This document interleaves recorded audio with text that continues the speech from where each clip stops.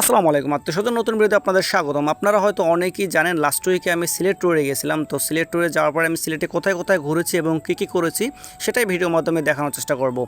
আর হ্যাঁ, আজকে হচ্ছে আমার সিলেটের দ্বিতীয় দিন। প্রথম দিন আমি যেদিন সিলেটে এসে নামলাম, সো ওই দিন অনেক বৃষ্টি ছিল, যার কারণে আমি কোনো ভিডিও নিতে পারিনি। তারপরও বৃষ্টির ভিতরে ভিজে ভিজে, যেহেতু আমার সীমিত ছুটি, সো আমি বৃষ্টিতে ভিজে ভিজে প্রথম দিনটা সিলেটের আশেপাশে যেগুলো দর্শনীয় স্থান আছে আমি সেগুলো দেখছি।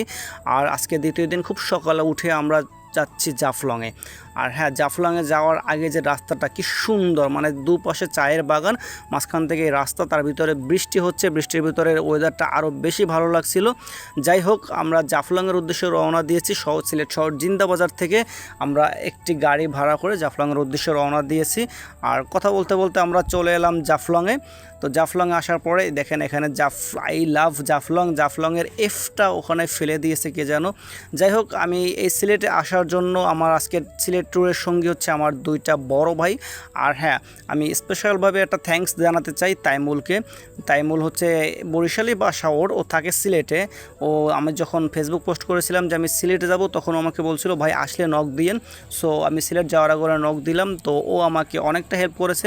সারা রাত আমি যখন গাড়িতে ছিলাম, ও সারা রাত্র ঘুমায়নি, আমাকে নক দিয়েছে, আমার সাথে কথা বলেছে, ভাই এখানে আসবেন, এখানেই করবেন। যাই হোক, আমি তাইমুলকে অনেক অনেক থ্যাঙ্কস জানাতে চাচ্ছি। আর এই যে আমার সামনে শহরটা দেখতে পাচ্ছেন, এটা হচ্ছে ভারতের ডাউকি শহর। যেহেতু আমরা সকাল সকাল এসেছি, আর যেহেতু বৃষ্টি ছিল, আকাশ মেঘলা ছিল, সো ওখানে অনেকটা মেঘ দেখা যাচ্ছে। তো এখানে অনেকটা হয়তো ভিডিওতে ভালোভাবে দেখা যাচ্ছে না। আর এইটা হচ্ছে জাফলংয়ের একবারে জিরো পয়েন্ট, যেটাকে জাফলংয়ের জিরো পয়েন্ট বলা হয়। আর আমরা এখান থেকে নিচে যাব, নিচে যাওয়ার পরে আমরা নৌকা নিয়ে চলে যাব মায়াবী ঝর্ণা। যে মায়াবী ঝর্ণার টানে আমরা সেই বরিশাল থেকে সিলেটে যাচ্ছি। মূলত আমি 2012 সালে জাফলংয়ে গিয়েছিলাম, তখন এই মায়াবী ঝর্ণাটা ছিল না।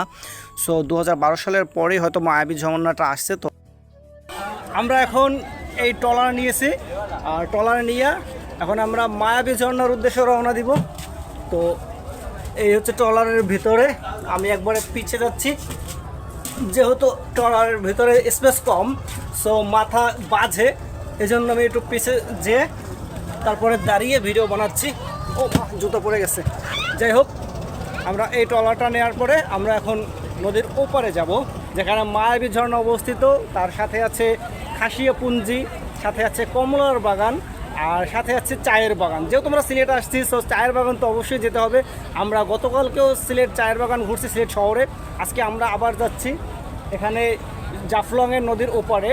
সো আমরা ট্রলারে ওঠার সাথে সাথেই এই ট্রলারটা ছেড়ে দিল। আর ট্রলারটা ছাড়ার পরে এই যে আপনাদের সামনে দেখছেন ছোট ছোট নৌকা, এই